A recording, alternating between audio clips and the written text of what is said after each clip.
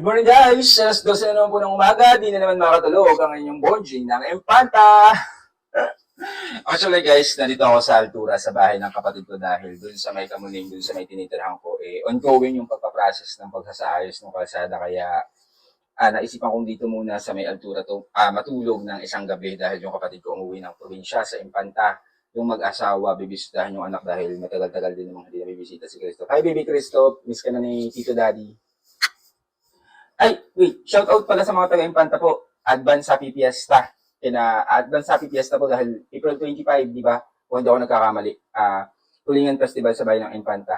Kina Mayor Grace America, kina Vice Mayor L.A. Rowanto, sa buong team, yung inyo pong mga konsyal, yung buong team ng municipality ng Impanta.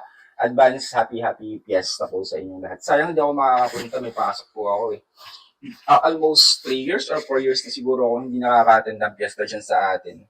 At busy sa work, syempre kailangan kong unahin yung ating trabaho. Kailangan natin kumita ng pera. Kung ako ay pupunta dyan sa araw ng fiesta tapos wala naman akong pera, nga.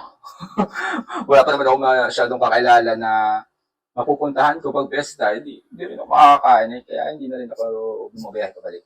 Dito na lang muna ako sa Manila. Napakainit guys dito.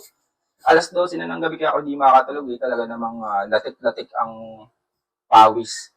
Lalo na sa may lalo na sa Kamuning, sa Quezon City. Binabakho yung kalsada doon sa may tapat ng aming bahay.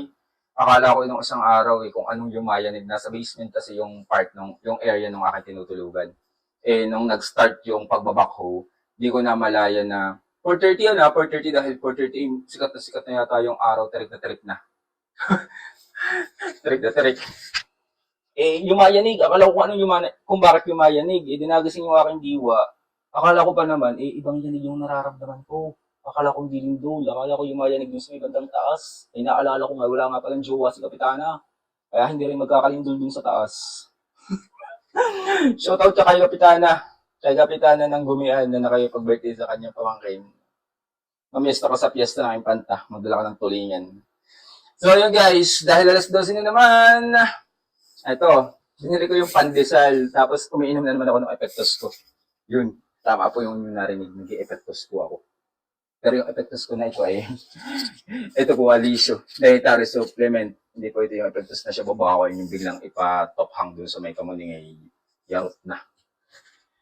Ito, yung pandesal, may budong din dito sa may Kamuning.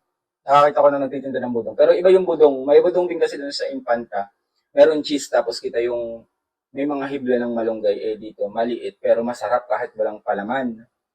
Kaya magkasing lasa pa rin naman. Maliit lang siya pero mura dahil nagpabili ako ng 50 pesos kay Udan. Shoutout nga pala kay Udan Damaso, ang anak ni Ate. Ni Ate Mayla. Sorry Udan, nalimutan ko pangalan ng mama mo. Shoutout po sa inyong anak na si Udan ng Justin Bieber ng Mex. Salamat sa pagbili ng malunggay. Budong, pandesal.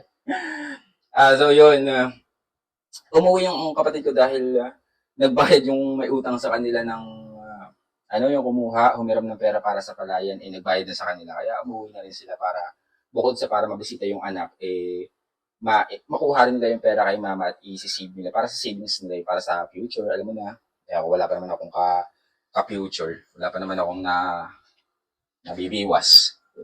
Pang sarili lang muna at saka pang pamilya. Tama na muna ako sa malunggay pandesal. Okay na kahit walang palaman. Sabi nga ng, yung parang antag dito, Andox.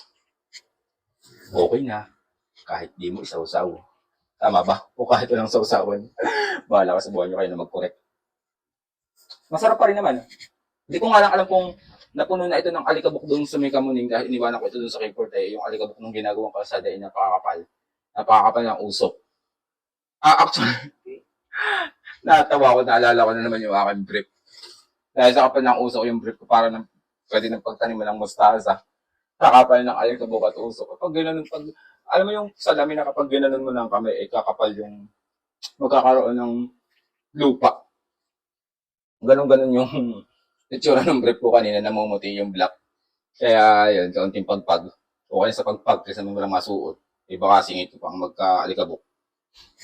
Pero kahit magka-alikabok yung singit ko, kahit amoy mo na maghapon hanapin mo pa rin. Joke lang po. Sige na, bye-bye na. Good morning guys. Again, happy Fiesta Infanta. Thank you.